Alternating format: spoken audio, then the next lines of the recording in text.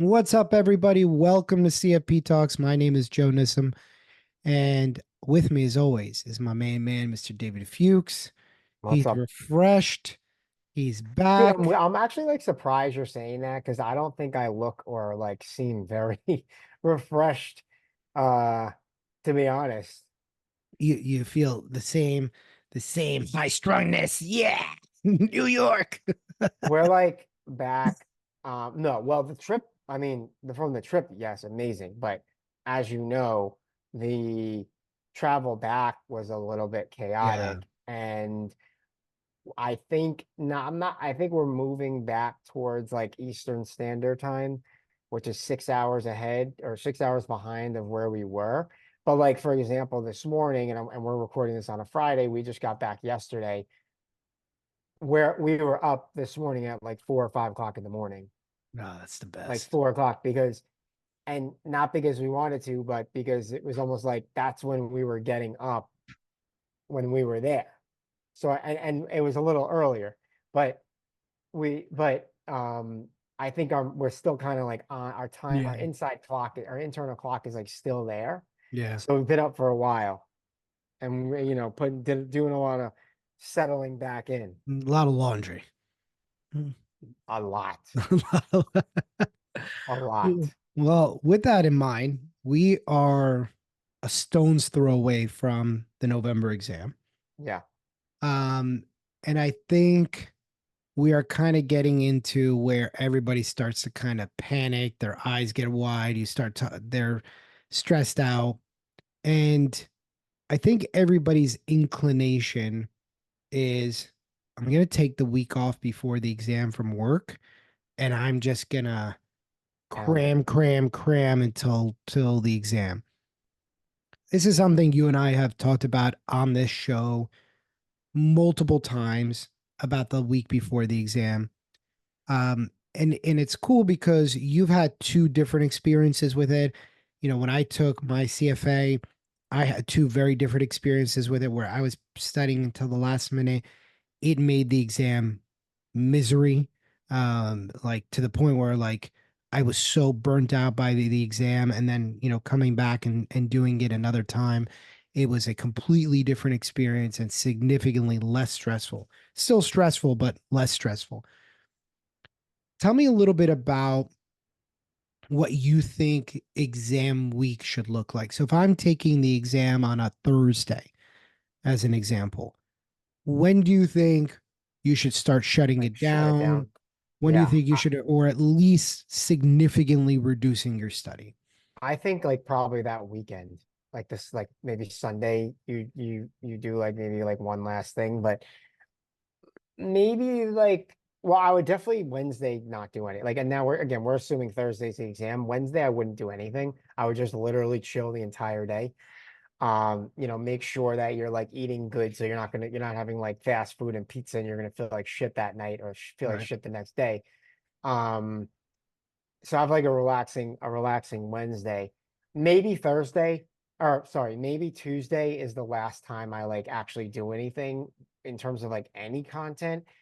And when I say anything, I mean like looking at flashcards or doing like maybe a 10 question pop quiz just to get like the reps in. But I still wouldn't be doing any like heavy intensive studying that Tuesday. And honestly, I would maybe even bring it all the way back to that Monday, same thing.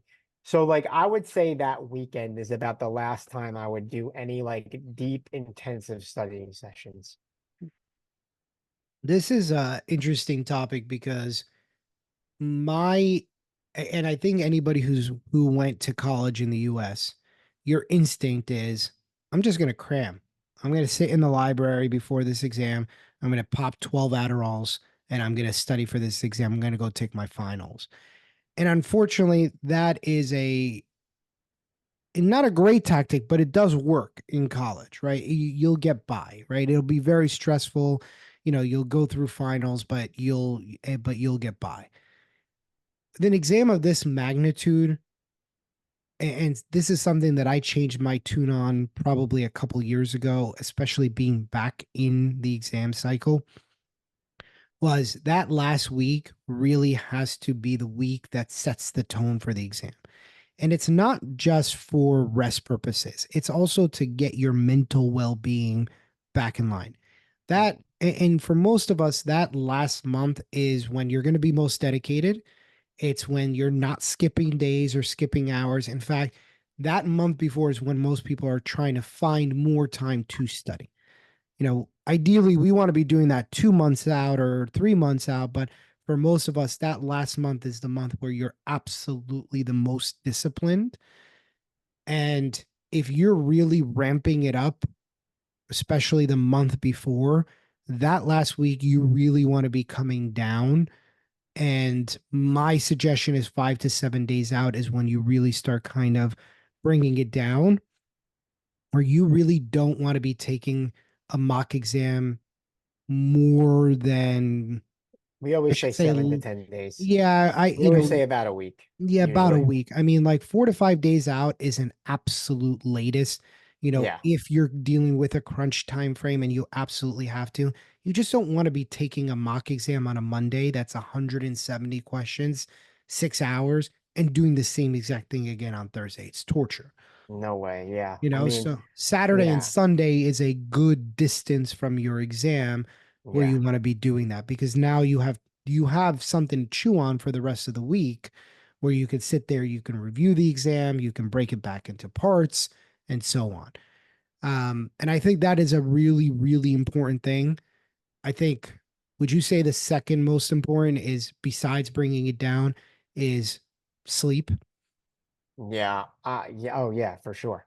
I think that that along with like your like going, continuing like if you're like and if you exercise or whatever, eating, just kind of keeping yourself like a little bit. Like I remember I didn't have fast food for like a month because I was like, I don't want to put that in my body. I need my body to be sharp, not just like for the actual exam day, but for like everything else, like going into it, all the prep and stuff. And I think my first meal was like Chick-fil-A after I took the exam. Um, but like that, I wasn't like drinking any alcohol that month. I probably stopped doing some other things like a few weeks before. But yeah, I think that that is a just like your rest and keeping yourself like sharp is a huge thing. Yeah, I think the month leading into the exam, and especially the last week, it's more about what you do when you're not studying than when you are studying. Right, because you want to get the most out of the hours and the time that you're going to be doing for either studying, taking exams, or then ultimately taking the actual exam.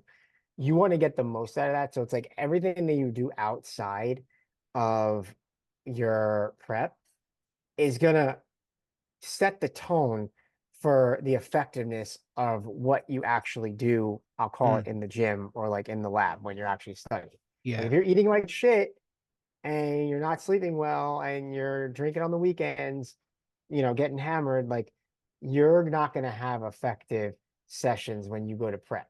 If you're eating well, you're exercising, you're keeping your body and your mind and everything like fresh and in tip-top shape, you're going to put in some good hours. yeah. And to me, it's more about the little stuff than the big stuff, right? And especially that week of, it is more about not being on your phone for the last half hour that you're on your phone and going to bed. And instead of getting 7 hours, I get 7.5 hours. Instead of 6.5 hours, I'm getting 7 hours, or 7 hours and 15 minutes. It's all the little stuff that seems harmless in the moment that you realize add up. You know what I mean? It's like buying coffee all the time. Oh, $2, $3 on coffee, $4 on coffee here, $5 on coffee here. Before you know it, you spent a couple $100 on coffee by the end of the month. Again, in the moment, it seems harmless, but when you look it up, it has an additive effect. And that's what this is. Oh, I'm just going to have a little bit of this here. I'm just going to have one drink or two drinks. You wake up the next morning, you're groggy. That first 30 minutes or hour of studying isn't as effective. So this is when I am in this mode, I kind of think about myself. I go into monk mode. I'm drinking a gallon of water of every single day. I am actually tracking what I'm eating inside of a fitness tracker like a MyFitnessPal, just so I'm not overeating because it's really easy to grab a pack of Skittles that's a couple hundred calories and you're like, oh, okay, that's not a big deal. Or Yeah, to have a couple slices of pizza and before you know it, you're kind of actually feeling terrible from the food you're eating. You're not necessarily feeling that motivated to exercise, and there's no break that you're actually getting from studying. yeah. So, it's like somebody who works out twice a day every day and you're going, well, if you actually worked out once a day really hard and then rested the rest of the time, you'd have more energy for that next workout. And that's the idea. It's what you're doing, what you do outside of the gym is just as important. Well, if I'm not sleeping, I'm probably not going to have a great workout. And again, one time that you're not sleeping, no problem. But when that becomes two and three and four times, and again, oh, it's just an hour of sleep. But you do that two, 3 nights in a row, and that's a problem. Hmm. Oh, Hmm. it's just a drink or two. You do that 2 or 3 nights in a row, it becomes a problem. We want you in tip top shape. And that means keeping your body clean, sleeping, drinking water, doing all the basic stuff that you should be doing in terms of taking care of your body. And when you're done studying, you're done studying. That doesn't mean sitting there with flashcards at night and burning yourself out. Means your study time is your study time and your non-study time is your non-study time, and keeping a boundary between it so that when it is time to study you have the focus and attention to actually do the studying, and when you're not studying you have the focus and attention to do all the other things that you need to do. You need to go to the grocery store, you need to just hang out with your significant other, you need to work, you need to, whatever it is that you need to do that, but keep a Yeah. hard boundary in between. Yeah, I want to just circle back to the way you kind of started this off with, which I think a lot of people do. They take off the whole week before and they're like, I'm gonna do a 13-hour, like I'm gonna study 13 hours straight, going right into the exam next Monday. And I think and listen, that probably works for some people, especially some people that, may not have the flexibility to do like a 3-month prep that we do with you that is obviously way more effective. But so it may work for some people, but I think for most people, that's not going to be the most effective way to do it. Again, we talk about it all the time. This is not like an exam that you could just like cram for and memorize stuff overnight like you did in college. So like taking off that week before, number one, not going to be effective in terms of like learning the actual content. Number two, by the time you get to your exam, you're going to be so burnt out. And I just think that that last week should be reserved for not as much, the first 3 months or the first 2 months and 3 weeks or the first 2 months and 2.5 weeks are all about content and practicing mock exams and learning concepts and stuff like that. And then the last week, the last 7-ish days is about touching up on some content, but more so getting all the other stuff in line. So when you get to exam day, it's all about being conditioned when you Right. sit down to take the exam day. And I know it's That's like, right. oh, do I need to be conditioned to sit down and click a bunch of stuff on a computer and read? Yeah, you absolutely do. Because I will tell you, the first time I took the exam when I wasn't conditioned and when I got my absolute ass kicked, I was exhausted and I had a bad migraine. My head was spinning around. I was done. And I remember thinking to myself, or I remember going after I then met with you and you told me about the fatigue and the conditioning aspect of the exam. I was like, wow, like how did I even think I was even ready to get through a 6-hour exam? Yeah. Not And even, that's not knowing the content because I right. did it, but Yeah. just getting through it. And just one more item on that cramming.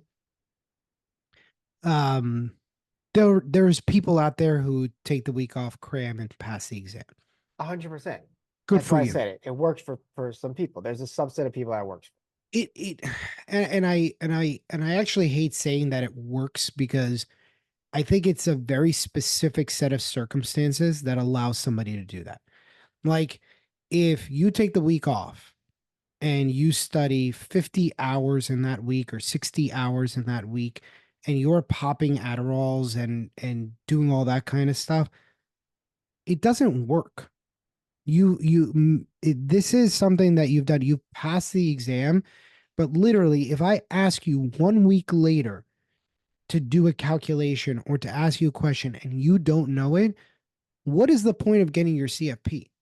In fairness, Hmm. I don't really want you to have your CFP. Oh wow, you beat the system. Wow, you passed the exam. So when a client actually truly has a problem, you're still not going to know what to do, even though you have the letters. So it's like somebody who cheats through medical school. Good for you. Patient comes in front of you, you're going to get your ass kicked, or, this is something down the road that you're going to end up paying for because you are now portraying yourself to have a certain level of knowledge and expertise, but you don't. Yeah. So I don't think, from the standpoint of is there going to be people out there who can do that? Sure. That's not the majority of us, and nor does it doesn't meet the purpose of what we are trying to do with the CFP as an industry. Hmm. We want better advisors who can actually problem solve and do the right things for clients versus people who are just going out there to get those letters so they can sell life insurance or mutual funds or whatever you want to sell to clients. That's bullshit. And that's exactly what we don't want in the industry. And that's what CFP is trying to clean up, is because we have a long history in this industry of people doing scummy shit for commissions.